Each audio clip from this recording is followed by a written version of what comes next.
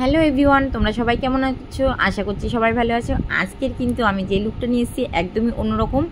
আজকে আমার হলো একটা দুর্গা নাচের ভিডিও। তোমার এই দুর্গা নাচে এই দিদি আমার কাছে সাজবে বলে আমাকে বুক করেছিল, সেইটা নিয়েই আজকের আমার পুরো ভিডিও।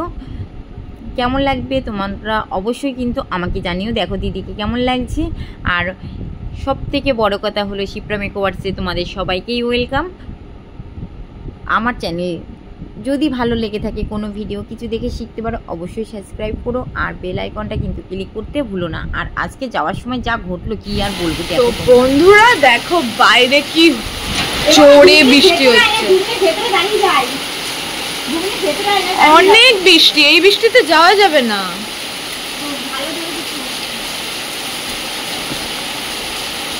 এই বৃষ্টির মধ্যেও মা যাচ্ছে কাজে। ওয়াও মা, ইউর মা দেখো পুরো একদম যে টাইমে বেরোনোর কথা ছিল ঠিক ওই টাইমটা। আর এই মেঘটাকে দেখো কি অসাধারণ লাগছে। ও গড, সিরিয়াসলি ভালো লাগছে। এই বৃষ্টিটা বেশিক্ষণ হবে না, কিন্তু ভালোই জোরে পড়ছে। ক্যামেরাতে অতটা ক্যাপচার না হলেও সামনাসামনি পুরো মানে সত্যি অতিরিক্ত বৃষ্টি হচ্ছে। আমার স্নান হয়ে গেছে, নাহলে আমি এতক্ষণে ভিজে নিতাম। খুব দুর্দান্ত বৃষ্টি হচ্ছে। উফ, এই দেখো মা নিজের সুটকেস নিয়ে তৈরি সাজাতে যাওয়ার জন্য বাড়ির আশেপাশেই, কিন্তু মানে এই বৃষ্টির জন্য একটু আটকে গেছে। 12:30টার টাইম দেওয়া ছিল ঢোকার জন্য, এখনো 12:30 পুরো বাজিনি, বাজতে যাচ্ছে। আর যেতে হবে। আগেই চলে এসেছিলো দাদু টোটো নিয়ে, বাট বৃষ্টির জন্য আর বেরোতে পারলাম না। আমি একটু পরে যাব, আমার যেতে একটু দেরি হবে। মা আগে চলে যাক, তারপরে আমি দিদুনের সাথে আমি যাব। তো বৃষ্টি কমুক, তারপরে দেখা হচ্ছে। হুলা। তো দেখো বাইরে বৃষ্টি পড়ছে আর ইনি এখানে রেডি হচ্ছে। ইয়ো কি ওকাটা মানে আমি যা করি ঢং। কমে গেছে, তাই জন্য একটু গর্জে দিল। যে কি বলতে চাইছিস তুই? আমি কমে গেছি? আমি রয়েছি। এই আস্তে। আকাশটা দেখো কি অসাধারণ লাগছে।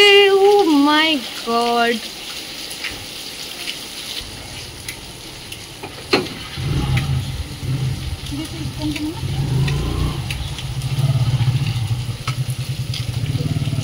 ছাতা নিয়ে যাও হাত করতে। আমি এসেই গেছি, প্রায় লোকেশনে পৌঁছে গেছি। রাস্তায় ফোন করতে করতে দিদি আমাকে নিতে চলে এসেছিলো, যেহেতু দিদির একদম রাস্তার উপরে বাড়ি ছিল, ওই জন্য অসুবিধাটা হয়নি।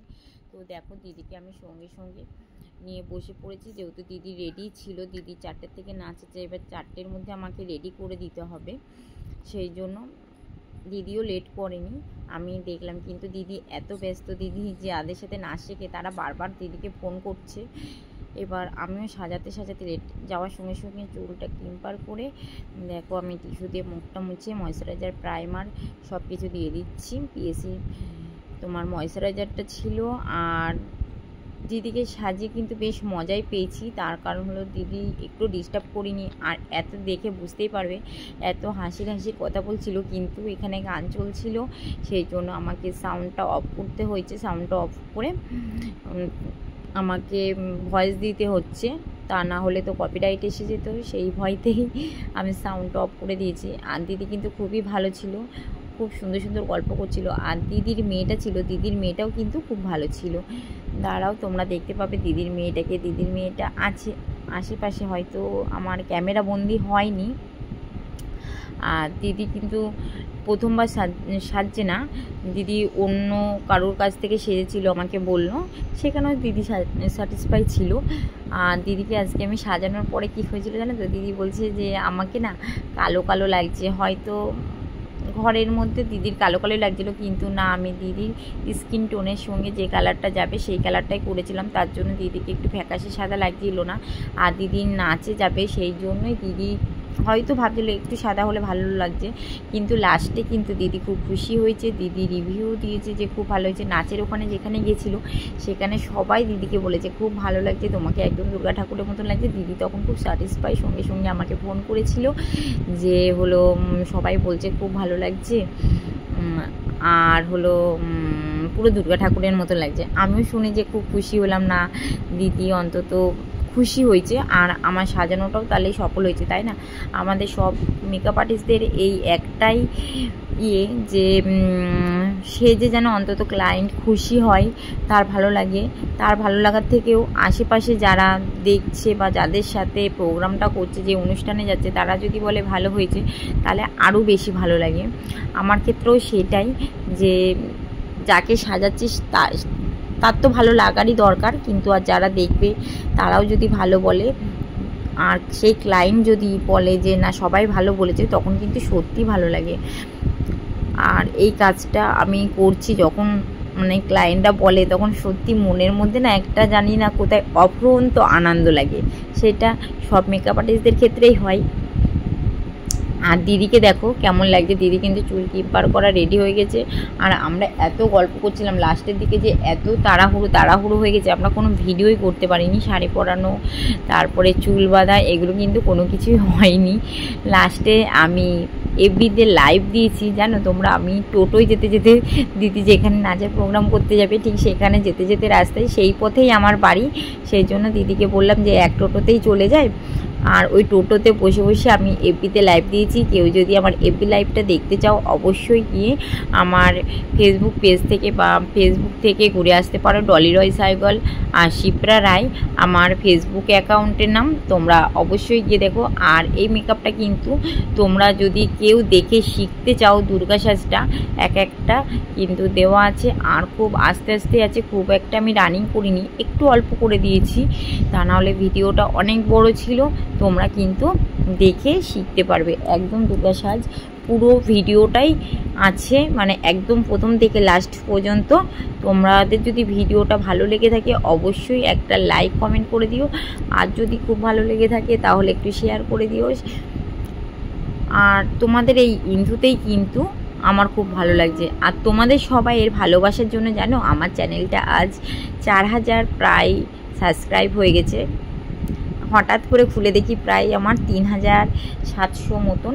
সত্যি তখন যে কী আনন্দ লাগছিল খুলে, একদিনে এতগুলো সাবস্ক্রাইব বেড়েছে, আমার খুব ভালো লাগছিল। এবার দেখো আই মেকআপটা করছি। আই মেকআপটা দুর্গা লুক। দিদি বলছিল যে একটু চোখটা বড় বড় করে দাও, তা আমি বললাম ঠিক আছে করে দিচ্ছি। তারপরে বললো ফুল কাট ক্রিজ করবো কিনা, দিদিকে একটা ছবি দেখালো। দিদি বললো এই ধরনের আই করে দাও। কিছুটা আমি চেষ্টা করেছি ওই ধরনের আই করে দেওয়ার জন্য, এত তাড়াহুড়ো করে না মানে ঠিক সেইভাবে হয় না। তার মধ্যে দিদি মেয়েকে একটু খাবার দেওয়ার ছিল, তারপরে হলো যাই হোক, বাড়িতে হলে ক্লায়েন্টের বাড়িতে হলে যেটা হয় ঠিক সেটাই হয়েছে। তবুও কিন্তু দিদি ফার্স্ট একদম সব থেকে ভালো লেগেছে আমার, গিয়ে অপেক্ষা করতে হয়নি। অন্য কোথাও গিয়ে অনেক সময় অনেকক্ষণ ধরে অপেক্ষা করতে হয়, কিন্তু দিদির ক্ষেত্রে আচ্ছা তোমরাই বলো তো দিদিকে কি কালো কালো লাগছে? আর দেখো আমি একটু দিদি মেয়েকে একটু আই মেকআপটা করে দিলাম, আর দিদিকে বললাম একটু তুমি আয়না থেকে দেখে আসো এবার তোমাকে কেমন লাগছে। তো দিদি এবার আয়না দেখে এসছে, দেখে আসার পরেও দিদি বলছে একটু আমাকে আবার ব্লাশ দিয়ে দাও। তো আমি বললাম ঠিক আছে আর একবার দিয়ে দিচ্ছি। তাই দিদিকে আমি ডবল করে কিন্তু ব্লাশ হাইলাইটার দিদিকে ডবল করে দিয়েছি। আবার দেখো দিদির ফোন এসে গেছে। দিদি কিন্তু অফুরন্ত ফোন, মানে এতবার ফোন আসছে দিদি নিজেও মানে ভাবতে পারছে না যে এতবার ফোন আসছে। মানে সবাই জিজ্ঞাসা করছে যে তোর সাজা হয়েছে, কত দূর সাজা হয়েছে, এইসবগুলো সব জিজ্ঞাসা করছিল। তো দেখো দিদির ফাইনাল লুকটা নিয়ে আমি এসে গেছি, সাজানো কমপ্লিট। লাস্টের দিকে এত তাড়াহুড়োর জন্য আমি ফুলটা দেখতে পাইনি।